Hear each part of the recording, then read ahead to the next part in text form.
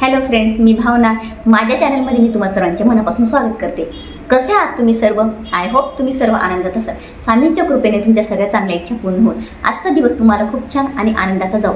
20 जानेवारी रोजी मंगळवारी धर्मनाथ बीज आहे. म्हणजे धर्मनाथ बीज हा उत्सव आहे.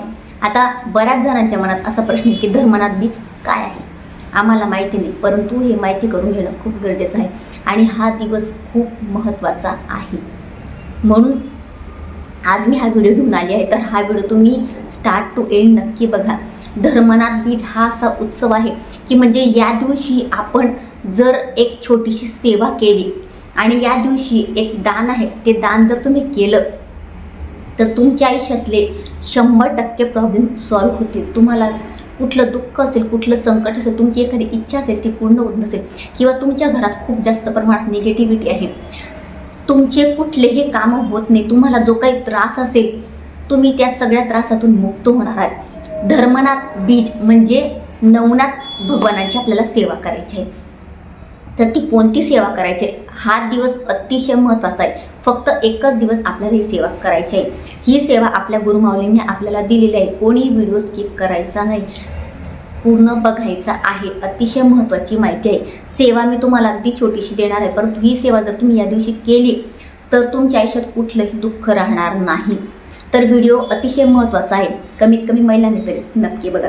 तर आपल्याला या दिवशी कोणती सेवा करायची आहे, कोणता मंत्र म्हणायचा आहे, कोणतं दान करायचं आहे आणि हे सगळं केल्याने काय होणार आहे याबद्दल आज मी तुम्हाला थोडक्यात माहिती देणार आहे. जर तुम्ही माझ्या चॅनलवर नवीन असणार आणि पहिल्यांदा हा व्हिडिओ बघत असणार आणि तुम्हाला हा व्हिडिओ आवडला तर व्हिडिओला एक लाईक नक्की करा. कॅलेंडरवर दिलेलं असतं धर्मनाथ बीज. आता माझ्याकडे स्वामी समर्थांचं कॅलेंडर आहे, म्हणजे केंद्रातून मी कॅलेंडर आणते, तर त्यावर दिलेलं आहे. आणि म्हणजे 2 कॅलेंडर घेते मी. एक माझ्याकडे महालक्ष्मीचं आहे बघा. आता 20 तारखेला धर्मनाथ बीज आहे बघा, इथे लिहिलेले कॅलेंडरवर लिहिलेलं असतं. तर माझ्याकडे हे 2 कॅलेंडर असतात. तर या दोन्ही कॅलेंडरमध्ये दिलेलं असतं. मला महालक्ष्मीचं म्हणजे महालक्ष्मी आईचं, महालक्ष्मीचं आणि एक आपल्या स्वामी समर्थांचं हे 2 कॅलेंडर आवडतात. तर यात अतिशय छान माहिती दिलेली असते. तर त्यामुळे मी 2 कॅलेंडर ठेवते. आता तुम्ही काल निर्णय आणत असाल तर काल निर्णयाचं मला काही माहिती नाही, मी ते आणत नाही, त्यात आहे की नाही. पण 20 तारखेला धर्मनाथ बीज उत्सव आहे. तर आता सगळ्यात आधी म्हणजे धर्मनाथ बीज कोण होते, हा उत्सव का साजरा केला जातो, या दिवसाला इतकं महत्त्व का दिलं गेलं आहे ते आपण आधी जाणून घेऊया. या दिवशी गोरक्षनाथांनी धर्मनाथांना दीक्षा दिली आणि तो सोहळा इतका सुंदर झाला की त्या दिवशी त्यांनी म्हणजे एकदम आनंदित होते ते. त्या दिवशी त्यांनी सर्व देवांच्या समोर, सर्व प्रजेच्या समोर हे जाहीर केले की या दिवशी जो कोणी हा दिवस साजरा करेल, या दिवशी काहीतरी सेवा करेल त्यांची, तर त्या दिवशी त्यांचे सगळे दुःख संकट दूर होतील. त्यांना कळणीबाधा नजरबाधा काही होणार नाही किंवा घरात काही असेल दोष, तो दोष निघून जाईल. त्यांच्या आयुष्यात सुख येईल, समृद्धी येईल आणि ते सुखाने संसार करतील, असं या दिवशी त्यांनी जाहीर केलं होतं. म्हणून आपल्याला हा दिवस, हा सोहळा साजरा करायचा आहे. या दिवशी आपल्याला सेवा करायची आहे. आपल्या आयुष्यात दुःख व्हावे म्हणून आपण ज्या दिवशी देवांची तिथी असते त्या दिवशी करत असतो बघा. गणेश चतुर्थीच्या दिवशी गणपती बाप्पांचं तत्व जागृत झालेलं असतं. जसं नवरात्रीमध्ये आपल्या कुलस्वामिनी आईचं तत्व जागृत झालेलं असतं. श्रावण महिन्यात महादेवांचं तत्व जागृत झालेलं असतं. तशाच पद्धतीने धर्मनाथ बीज या दिवशी नवनाथांचं तत्व जागृत झालेलं असतं. तर या दिवशी आपल्याला त्यांची जास्तीत जास्त सेवा करायची आहे. तर आता ही सेवा केंद्रातली आहे. आता मी तुम्हाला सगळ्यात आधी म्हणजे पूजा सांगते की या दिवशी आपल्याला पूजेची मांडणी करायची. तुम्हाला शक्य असेल तर करा, नसेल शक्य तर मांडणी नाही केली तरी सुद्धा चालेल, फक्त सेवा केली तरी चालेल. आता मांडणी करायची असेल तर एक पाट घ्यायचा, पाटाच्या खाली तुम्हाला स्वस्तिक काढायचं आहे आणि त्या पाटावर एक कापड ठेवायचं आणि कापड ठेवल्यानंतर तुम्हाला यासाठी 9 सुपाऱ्या लागणार आहेत. 9 सुपाऱ्या म्हणजे काय? नवनाथ भगवान. म्हणजे नवनाथ भगवान म्हणजे कोण की ते आपल्यासाठी मिलिटरी फोर्स आहेत. म्हणजे आपलं संरक्षण ते करत असतात. प्रत्येक गोष्टीपासून आपलं संरक्षण करतात. वाईट शक्तींपासून आपलं ते संरक्षण करत असतात. आपल्या आयुष्यातले दुःख ते दूर करत असतात. तर जसं बॉर्डरवर आपले सैनिक आपलं रक्षण करत आहेत, तशाच पद्धतीने इथे आपल्या घरात नवनाथ महाराज आपलं संरक्षण करत असतात. परंतु आपण त्यांची सेवाच करत नाही. त्यामुळे आपलं संरक्षण कसं होईल बरं सांगा. तर आपल्याला या दिवशी पूजेची मांडणी करायची. आता पूजेची मांडणी कशी करायची? गणपतीची मूर्ती घ्यायची किंवा तुम्हाला एक सुपारी घ्यायची आहे, म्हणजे गणपती बाप्पांचं प्रतीक म्हणून घ्या. तर ती सुपारी तुम्ही त्यावर किंवा गणपती बाप्पांची मूर्ती असेल त्यावर गणपतीचा मंत्र म्हणायचा 11-21 वेळा, अभिषेक करायचा पाण्याने किंवा पंचामृताने करा. आणि एक जोडपान घ्यायचं विड्याचं, त्यावर गणपती बाप्पांची मूर्ती ठेवा किंवा सुपारी ठेवा. किंवा मग तुम्ही तांदळाचं आसन देऊ शकता, त्यावर हळद कुंकू अर्पण करा, त्यावर ती मूर्ती ठेवायची. आणि आपल्या स्वामी समर्थ महाराजांचा फोटो असेल, मूर्ती असेल तर ती तुम्ही तिथे ठेवू शकता. तुम्हाला कळस स्थापन करायचं असेल, कळशाची स्थापना, तर ती तुम्ही करू शकता. नसेल करायची तर काही हरकत नाही, धूपदीप लावायचा. आणि ज्या 7 सुपाऱ्या मी तुम्हाला सांगितल्या, तर त्या 7 सुपाऱ्यांना 2-2 जोडपान घ्यायचे विड्याचे. जोडपानावर 2 जोडपान ठेवले, त्यावर 1 सुपारी, दुसरं जोडपान घेतलं त्यावर 1 सुपारी, अशा पद्धतीने ठेवायचं. किंवा अक्षदांचं आसन द्यायचं आणि प्रत्येक अक्षदांच्या आसनावर तुम्हाला 1-1 सुपारी ठेवायची. असे लाईनशीर ठेवायचे आहेत तुम्हाला, एका लाईनी ठेवायची किंवा एका खाली एक ठेवा.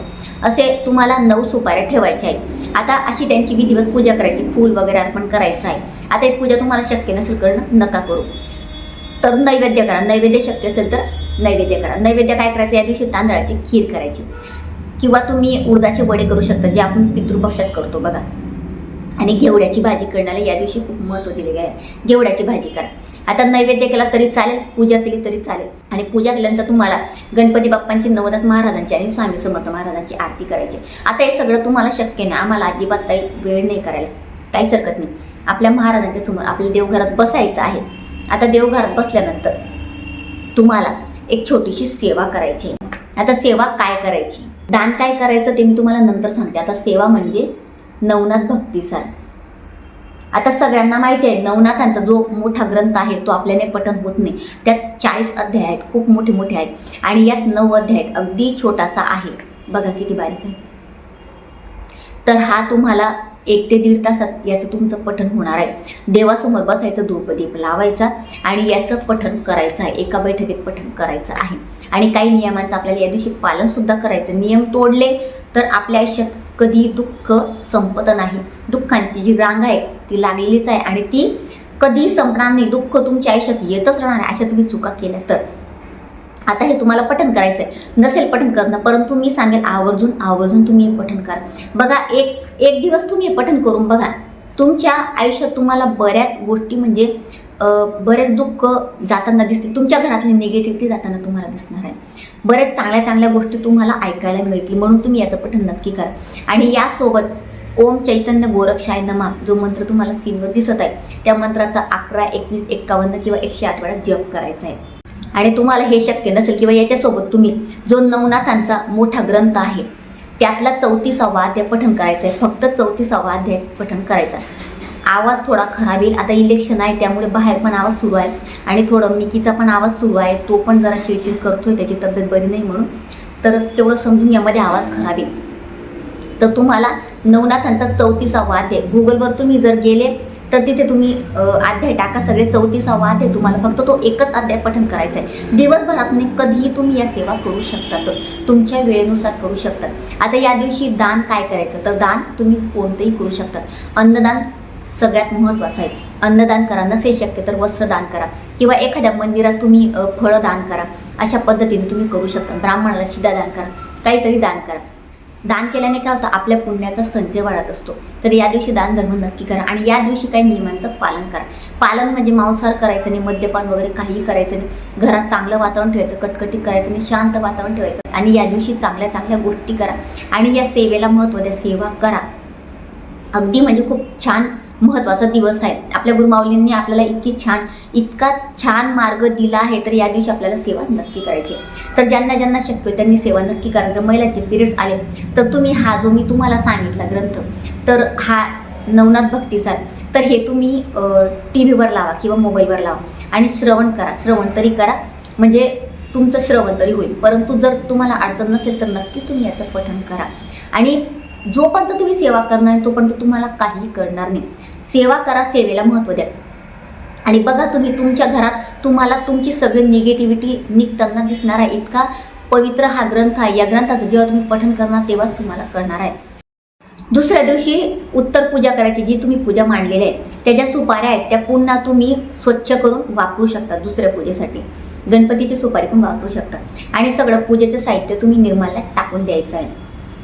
आणि तिथे हळद कुंकू अर्पण करायचं, क्षमा प्रार्थना स्तोत्र म्हणायचं आणि त्यानंतर क्षमा मागायची आहे तुम्हाला आणि त्यानंतर ती पूजा तुम्ही उचलून घ्यायची. अशा पद्धतीने उत्तर पूजा करायची. जेव्हा आपण पूजा करतो तर उत्तर पूजेला सुद्धा महत्त्व दिलं जातं. उत्तर पूजा व्यवस्थित झाली तरच त्या पूजेला अर्थ असतो, अन्यथा ती पूजा करून आपला काहीच उपयोग होत नाही. तर या दिवशी सगळ्यांनी सेवा नक्की करा. तर अतिशय छोटीशी माहिती जी मला तुम्हाला द्यायची होती. जर तुम्हाला माझा आजचा व्हिडिओ आवडला असेल तर व्हिडिओला लाईक, शेअर, चॅनलला सबस्क्राईब आणि आपल्या भावनाज लाईफस्टाईल या फेसबुक पेजला फॉलो नक्की करा.